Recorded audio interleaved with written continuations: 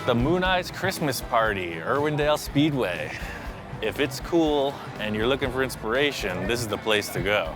There are hot rods, customs, lowriders, you name it, it's all here. Kind of between projects, I don't know where I want to go next, so everything's here, just looking for that one thing that sparks an interest. I'm looking for anything weird or unique. You know, people are willing to take a risk. I like the wild stuff. And there's nothing wrong with a monster truck either. Watch your show. Like I love those cars you build, man. Thanks. Good to meet you. Good to meet you, man. You make the most craziest cars, man. That thing, beautiful. Best job I ever had, man. Seems like everybody that stops me has a question about the show, so we decided to open up and just answer some questions. Love the show. My question for Ian is, what is your dream car to build? My question for Ian is, if you decided to do an aircraft, what kind of aircraft would you do? Pleasure meeting you. I should have brought my kids, man. Well, it's always next year. Come every time. Ian, I got a question for you. When you're building a car, do you start by the look of the car? I was wondering when you're gonna build a 65 fastback on Mustang, because I'm a Mustang guy. Love your show. Pleasure. Absolutely. One more time. All around. My bad. Take care, man. Things like the bubble top. How do you ever think of how to do that? Question that I had for Ian, honestly, was where did it all start, man? Like, where did this creativity and the fabrication skills come from? I don't know. I figured we'd just open up the whole show, just kind of give some back, answer the people. People always ask me what's my favorite part about building cars. For me, it's the unexpected. See you later. I like having fun at work. I'm always looking for ways to keep things around the shop interesting. Sometimes I get really weird requests from clients. Literally, this car lifts up, spins around. It's kind of half carnival ride, half Thunderbird. Working with clients is always interesting. Somehow the word got out that I can build anything, and people are lining up to see that. This is my kind of guy. He's got parts all over the place, a collection of just military stuff. Whoa, so this is like a Jeep front, but it's an It's a M725 ambulance, Vietnam era. like a MASH Jeep. I used to have all of them. I had the 715, the 726, and the 724. And as years have gone on, I got a few other little military things laying around. Holy moly. He said he had a big truck, so I'm thinking like a lifted 4x4 or something. I walk up on it, and this is like massive. Now, it's a Mack 10-ton, 10-wheel drive, and M123A1 Charlie. I don't know what all that means, but I could tell it's big, it's heavy duty, it's all business. It was for hauling tanks or armored vehicles. I ended up getting it from my friend that had a wrecking yard.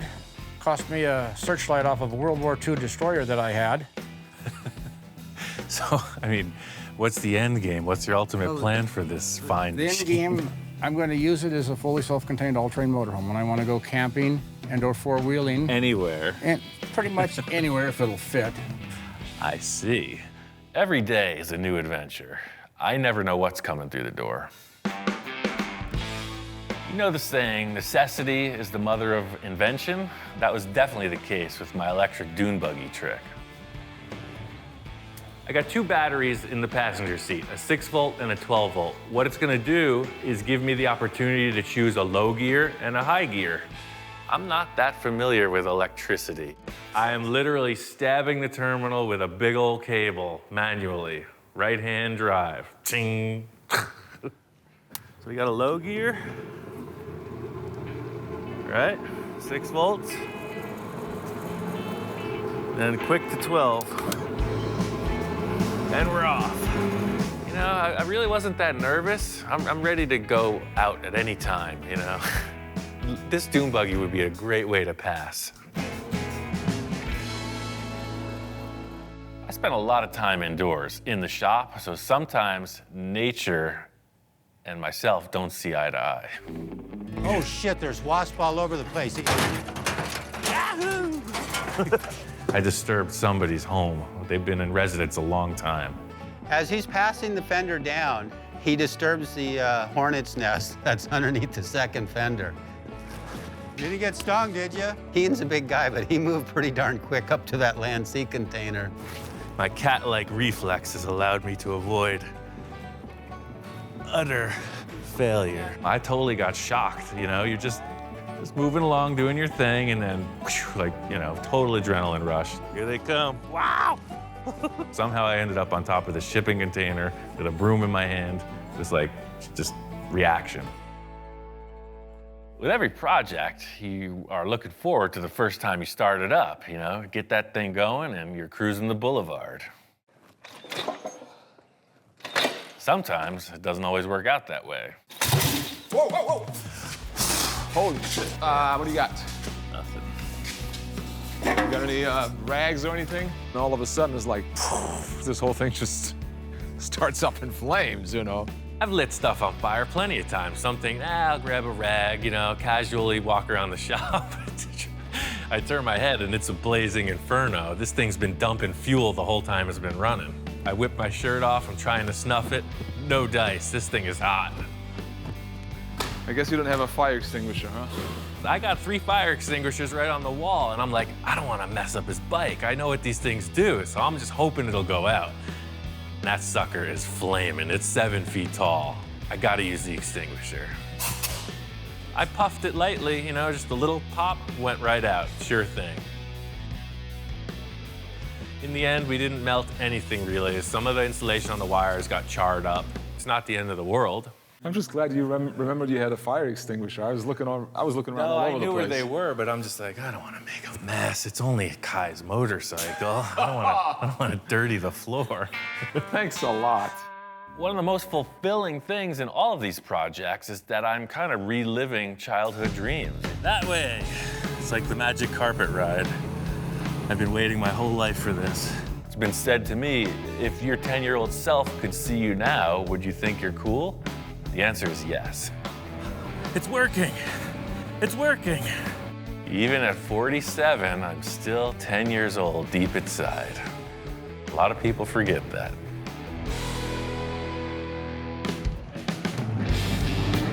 Race cars, that's all I could say. Old cars going way too fast, I'm all about it. Modern stuff's one thing, but yeah, nothing says danger like speeding old vehicles.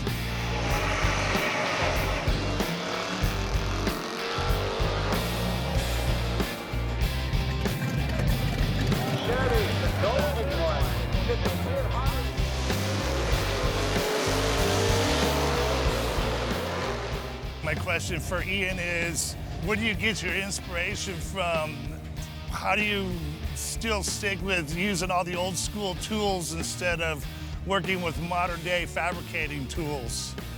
I find inspiration in everything. I've had the opportunity to get a lot of different high-tech equipment. I just haven't had the need for it. That's kind of the thing. I like handmade stuff. This van, it's coming together. I think I'm gonna just make 2 simple round tube bumpers out of this round tube. Tube bumper is super simple. I'm gonna use the stock brackets, trim them down, bend the tube to fit. It'll just be as wide as the van. So I'll cut it off right there and weld it on. So it'll just be complementary to this center detail. I just put end caps on the tube and sanding them down nice. And that's the story.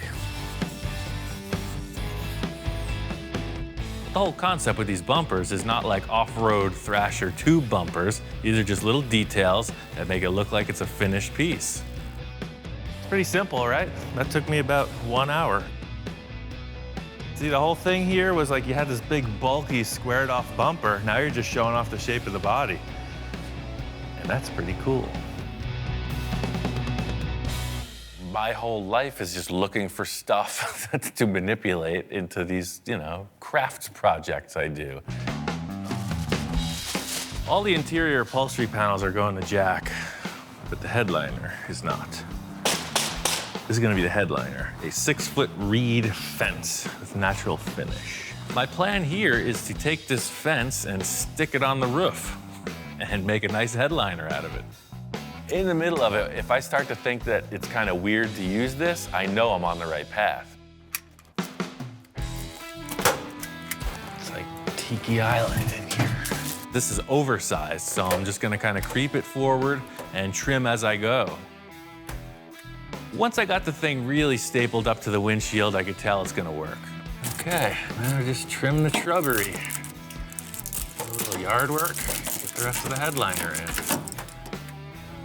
How can you not like this?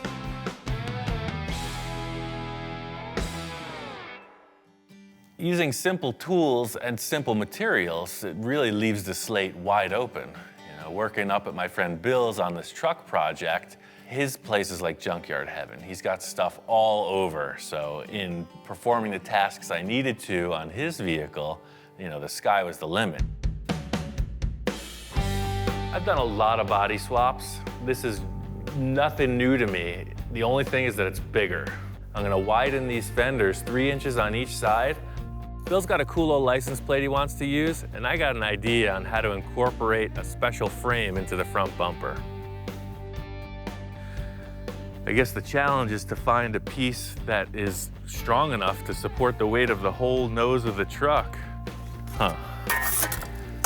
I'd say that looks like a license plate frame. Some kind of piece of an old tractor. Recycle. The whole concept with reusing material is that it gives you something you couldn't have thought of in advance.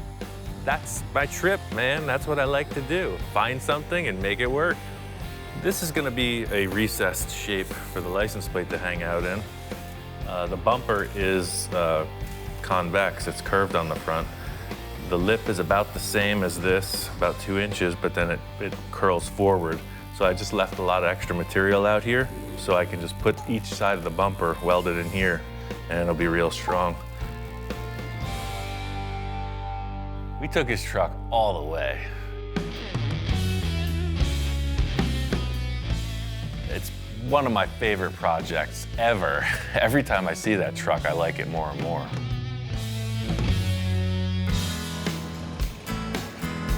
The question that I had for Ian was, where did it all start, man? Like, where did this creativity and fabrication skills come from? For the most part, I went to welding school, got certified, and pretty much screwed up everything else until I came up with something good. That's the thing. I learned by failing. I screwed up a lot of stuff. Metalwork has always been my main thing, but you can't finish a car on metalwork alone. So every aspect of car building is pretty much self-taught. I've done a lot of reading, I've done a lot of watching professionals, and I just kind of twist it in my own way. Paint is one skill I've been trying to hone. I think the greatest blessing for me has been in that I've been able to work with some awesome painters, awesome fabricators, and just in being able to watch them at their craft has really upped my game exponentially. For the 70s trike I built, it was a basic fiberglass shape, and I just felt like it needed something to bring out the lines. I got all this Elastirap product from Eastwood. It's pretty crazy stuff. It's a liquid rubber coating that you can spray with a paint gun. So it's a sprayable rubber coating that is either permanent or if you prep the surface correctly, you can peel it off. I think it's gonna be perfect for this trike. I'm setting up a whole series of tape lines that are gonna accent these ridges in the body. I sprayed the whole thing silver, and just like most of the work I do, I stared at it. So that last line comes down like that, and that's there, and yeah, we got it.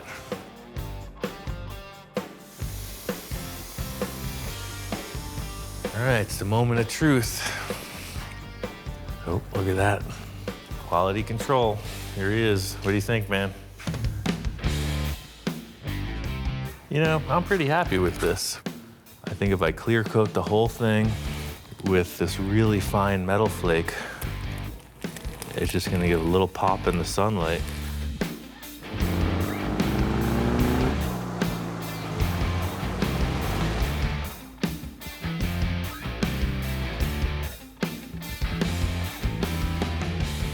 strike paint came out pretty cool, but it just made me want to be even more ambitious.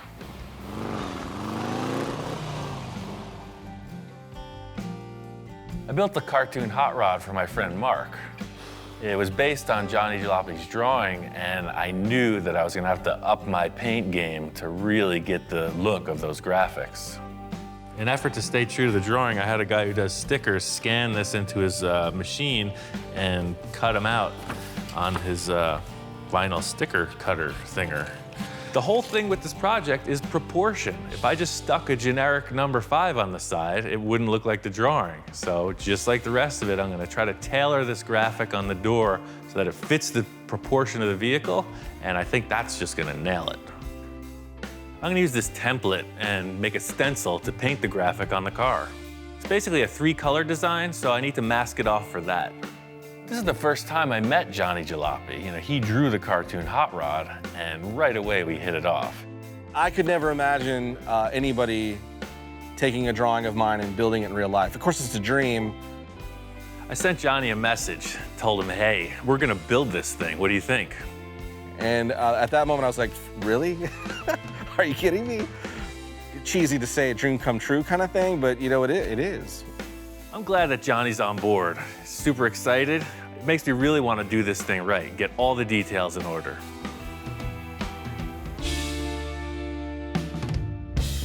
The car turned out great. The paint helped sell the whole concept.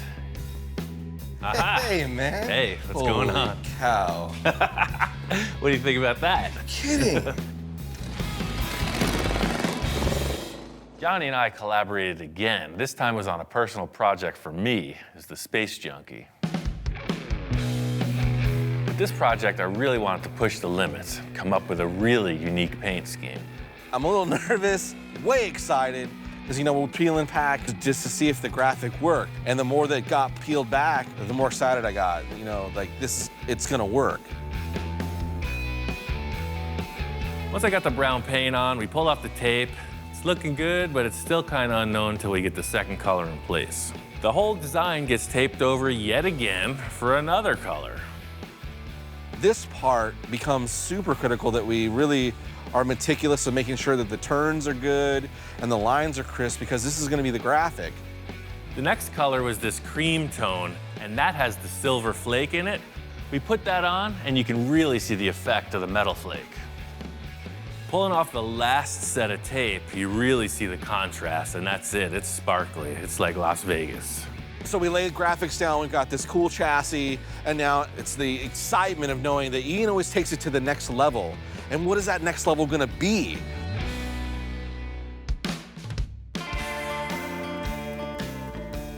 The paint job on that car was the icing on the cake. And I mean, that is what gave it the personal flavor. If we handed off the paint job to somebody else, it would have been a different car.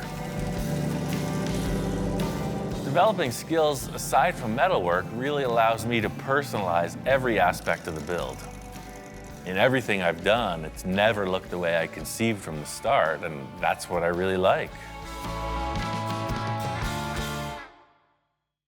No matter where I go, there's always one thing that people want to talk to me about. It's this lump. Let's bring the dog. Should have brought the dog. Love that dog, too. I just totally love his dog. When he first showed up, I thought he was going to be like a watchdog, you know, maybe just leave him in the shop 24/7, but that kind of didn't work out, so I'm always debating what his actual role here is. Finally settled on the title of shop inspector. He's concerned. What are you so concerned about? Do I got to give you the pep talk? Well, we do a bit of quality control here, and the dog is giving me kind of the eyes. So he gives it the sniff test, he's smelling the distributor, he's checking the oil, transmission. What do you think? It's gonna be all right? He approves. No? Uh-oh, hold on, something with the transmission. Uh-oh. Like, remember what happened last time? I'm like, I know. On the last project I worked with Mark, he brought down an engine that had some hidden issues. Just got bad memories. Now, sometimes there's a lot of judgment bestowed upon me, and you know, he's all love and licks one minute, and he's all criticism the next. You understand? It's pretty simple, but it works. I could see the concern in his eyes. He's got 2 long drool strings coming out of his cheeks, and that automatically is a cause for concern. And then he's given the shifter in the eye. You're not impressed. You're concerned? It looks unsafe? Don't drool on the primer. He's just checking out the block sanding. He's not very impressed. It's gonna get better, man. It's all a process. It's like any other car enthusiast, everybody's got their own personal favorites. Seeing what goes on around the shop sometimes, it's a little hard to handle. I think we're just gonna trade out somebody's water bowl. Here you go, drink up.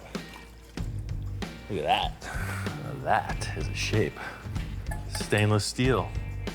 You need this? I didn't think so. Not really sure what his favorite builds are, but 100% on what his least favorite was. This is being repurposed. It's just part of what we do here. I know, it's your favorite accessory, but look at that. You have that look of detachment in your eyes. It's time to grow up. It's time for a next chapter in his development. I can put some kind of a gauge right here on the space. This is gonna be painted and finished like the rest of the car. I'm just looking for the right shape. Don't look so concerned, man. I'll get you another one. Even though it pretty much hurt his feelings, in the end, he loved the dashboard.